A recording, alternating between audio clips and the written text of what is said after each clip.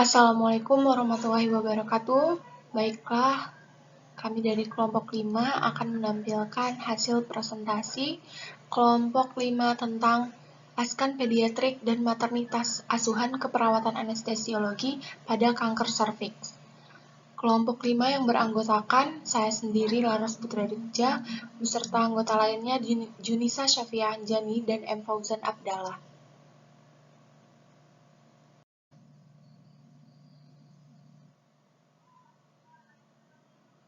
Kanker adalah suatu pertumbuhan sel-sel yang abnormal atau proliferasi sel-sel yang tidak dapat diatur.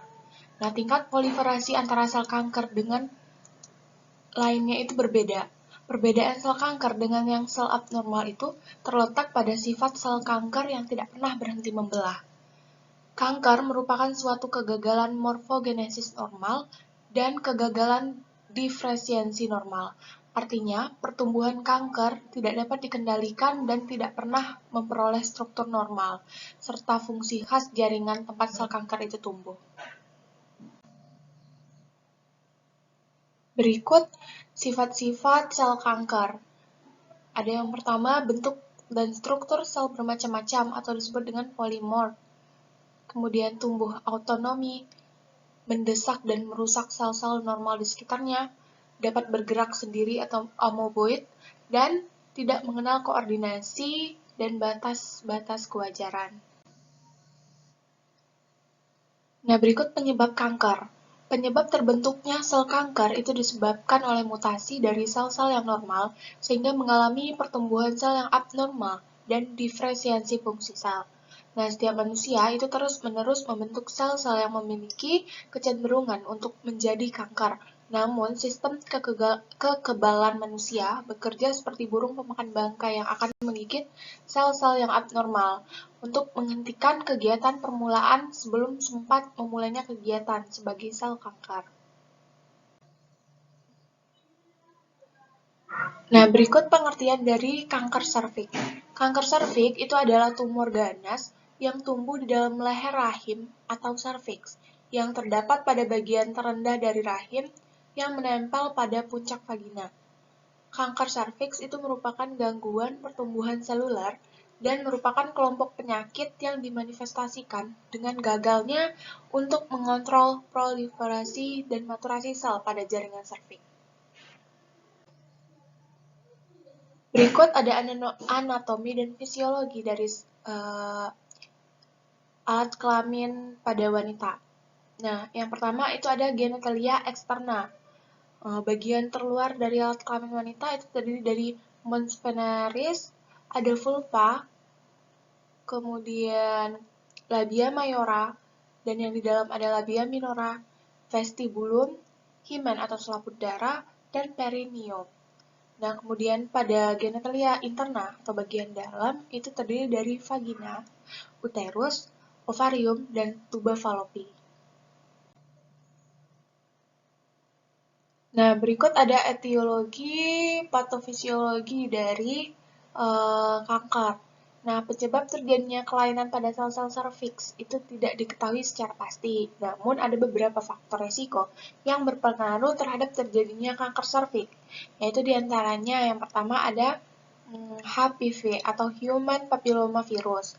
HPV ini adalah virus penyebab kutil genitalis atau Candyloma acuminata yang ditularkan melalui hubungan seksual. Kemudian yang kedua, ada penyebab terjadinya kanker dari luar. Di antaranya itu kebiasaan merokok, kemudian hubungan seksual pertama dilakukan pada usia dini atau kurang lebih dari 17 tahun dan berganti-ganti pasangan seksual. Kemudian suami atau pasangan seksual berganti-ganti pasangan dan pernah menikah dengan wanita yang menderita kanker serviks sebelumnya. Kemudian pemakaian DES atau diethylstilbestrol pada wanita hamil untuk mencegah keguguran. Kemudian pemakai pil KB, biasanya kontrasepsi oral yang dipakai dalam jangka yang panjang. Kemudian defisiensi gizi. Berikut manifestasi klinik atau tanda-tanda terkena kanker serviks.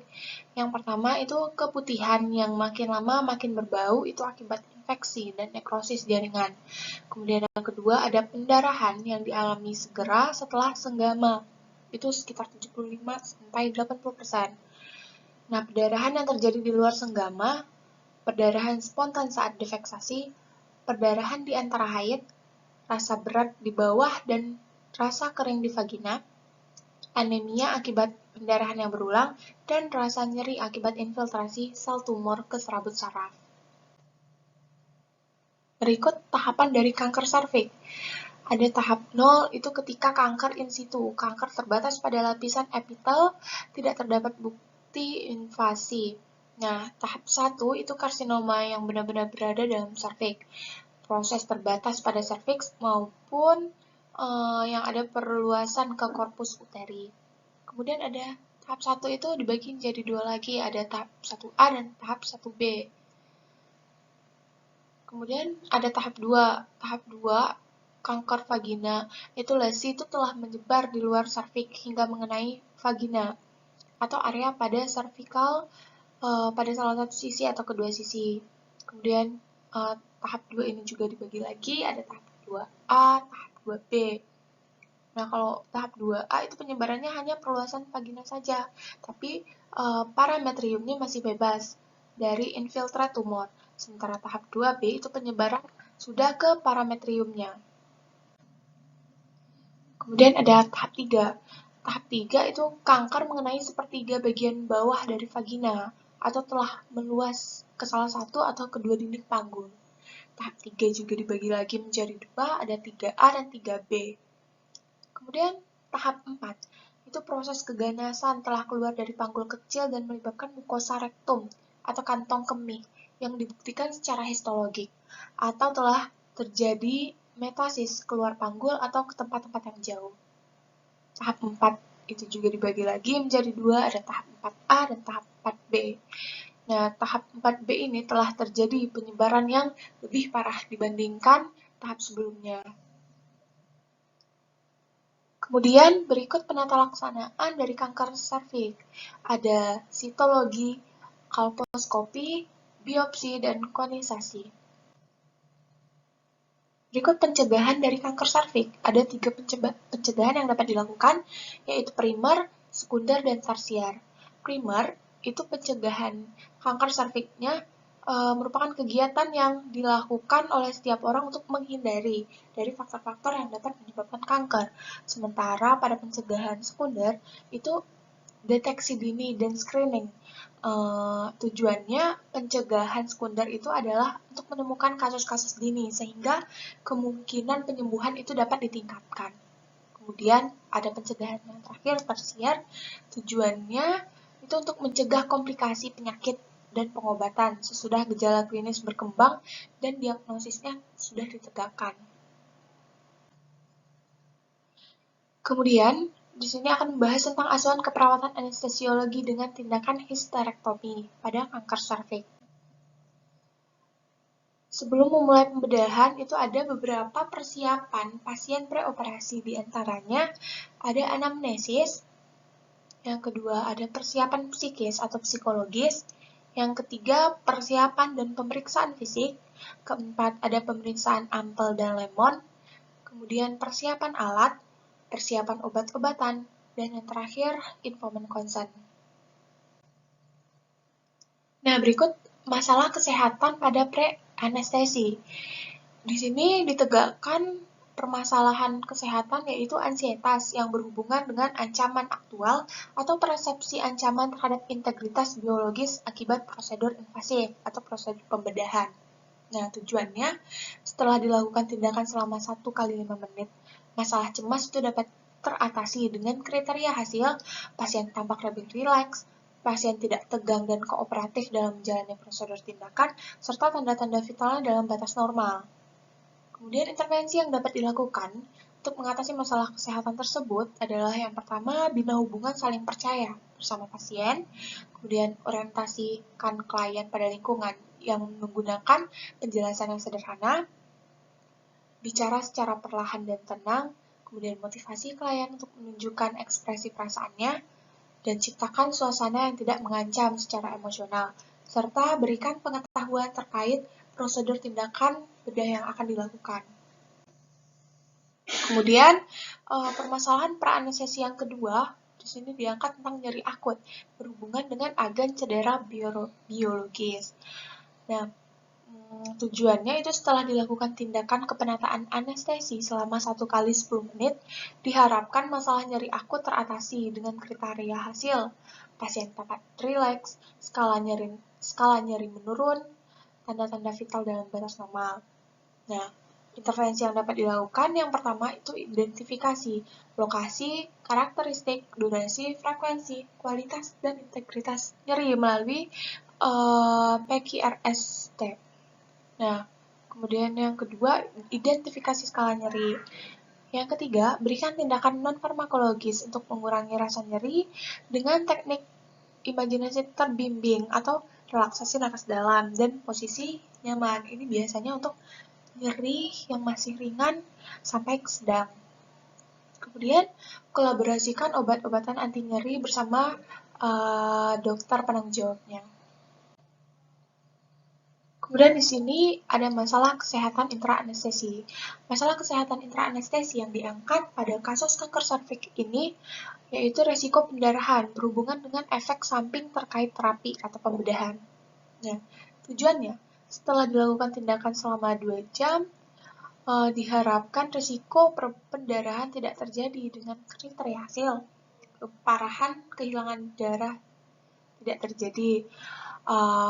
Yang pertama, tidak terjadi peningkatan kehilangan darah. Yang kedua, tidak terjadi penurunan tekanan darah sistol dan tidak terjadi pula penurunan tekanan darah diastol. Intervensi yang dapat dilakukan, yang pertama, monitor terhadap adanya respon kompensasi awal, shock, seperti nadi melemah, pucat atau dingin pada kulit, atau kemerahan pada kulit. Kemudian monitor selalu tanda-tanda vitalnya. Ketiga, monitor nilai hemoglobinnya dan komponen koagulasi darah sebelum prosedur invasif. Kemudian lakukan prosedur invasif bersama dengan pemberian transfusi jika dibutuhkan. Kemudian permasalahan intraoperasi yang kedua itu hipotermi, yang berhubungan dengan suhu lingkungan yang rendah. Dengan tujuan setelah dilakukan tindakan kepenataan anestesi, itu diharapkan masalah hipotermi dapat diatasi dengan baik. Dengan kriteria hasil, suhu tubuh kembali normal, itu kisaran 36,5 hingga 37,5 derajat Celcius. Kemudian pasien terlihat nyaman dan tidak menggigil. Intervensi yang dapat dilakukan, itu monitor tanda-tanda vitalnya, monitor suhu, dan warna kulit pasien. Kemudian hangatkan pasien dengan peralatan penghangat yang aktif, kemudian monitor suhu tubuh selalu secara kontinu, dan monitor respon pasien terhadap suhu ruangan secara kontinu. Serta sebagai tambahan, itu dapat menurunkan suhu ruangan dan memberikan penghangat invasif jika diperlukan. Kemudian yang terakhir, ada masalah kesehatan pada pasca anestesi. Di sini kita mengangkat permasalahan tentang nyeri akut berhubungan dengan agen cedera fisik. Agen cedera fisik itu karena setelah pembedahan, berarti akibat luka setelah pembedahan. Nah, tujuannya setelah dilakukan tindakan kepenataan anestesi, diharapkan masalah potensial komplikasi nyeri akut itu teratasi dengan kriteria hasil. Pasien mendapatkan terapi analgetik double modalitas dari DPJP, kalian tidak mengalami nyeri yang hebat pasca bedah, kemudian tanda-tanda vitalnya juga dalam batas normal. Intervensi yang dilakukan, kolaborasi dengan DPJP, anestesi untuk pemberian terapi analgetik kuat. Nah, monitor tanda-tanda vitalnya, dan kaji skala nyeri pasien selama di ruang pemulihan. Kemudian observasi reaksi nonverbal yang menyatakan ketidaknyamanan. Nah, kemudian setelah itu pasien dipindahkan ke ruang RR. Untuk pemindahan pasien ke ruang bangsal nantinya akan ada penilaian. Untuk anestesi general itu biasanya digunakan Aldrich score, dan untuk anestesi lokal atau anestesi regional itu biasanya anestesi regional seperti spinal dan epidural itu biasanya digunakan Bromance score, serta kalau untuk anak-anak itu digunakan Stewart score. Baik, terima kasih. Sekian dari kelompok 5 atas perhatiannya dan mohon maaf jika ada kekurangan. Saya akhiri. Assalamualaikum warahmatullahi wabarakatuh.